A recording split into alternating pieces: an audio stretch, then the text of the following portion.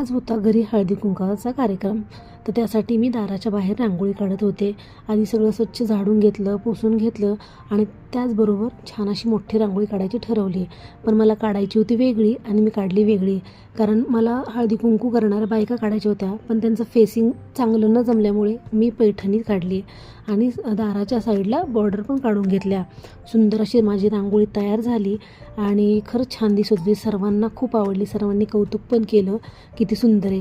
तुम्ही पण मला नक्की सांगा, तुम्हाला रांगोळी आवडली का?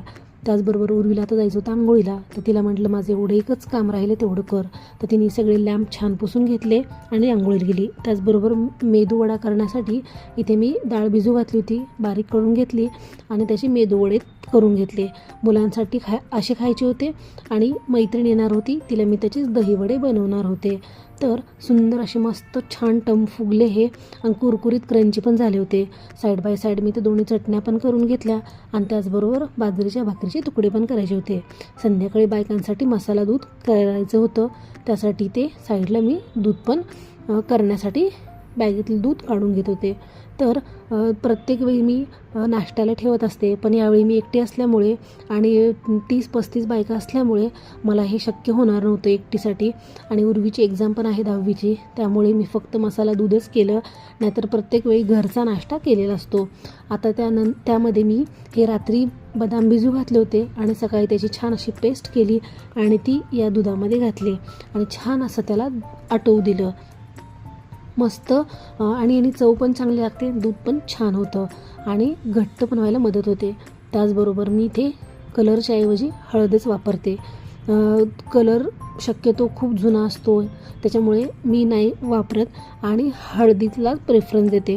मस्त हळद अशी मिक्स करून घेतली, सुंदर असा कलर आला होता. नंतर ह्यामध्ये टाकायची होती मला वेलचीची पावडर, ती पण साईड बाय साईड करून घेतली होती. म्हटलं दूध थंड झाल्यावर टाकता येईल. आणि नंतर टाकलं याच्यामध्ये जायफळ, छान असं जायफळ किसून टाकलं, सुंदर लागत होतं दूध. आणि हे बघा आपले वडे तयार झालेले आहेत. थोडेसे थंड झाल्यावर याला पाण्यामध्ये घातलं आणि दह्यामध्ये सोडलं. तर उद्या परत हळदी कुंकवाचा एक व्हिडिओ येईल, तो पाहायला विसरू नका. हा व्हिडिओ पाहिल्याबद्दल धन्यवाद. बाय. आज होता घरी हळदी कुंकवाचा कार्यक्रम. तर त्यासाठी मी दाराच्या बाहेर रांगोळी काढत होते. आधी सगळं स्वच्छ झाडून घेतलं, पुसून घेतलं आणि त्याचबरोबर छान अशी मोठी रांगोळी काढायची ठरवली. पण मला काढायची होती वेगळी आणि मी काढली वेगळी.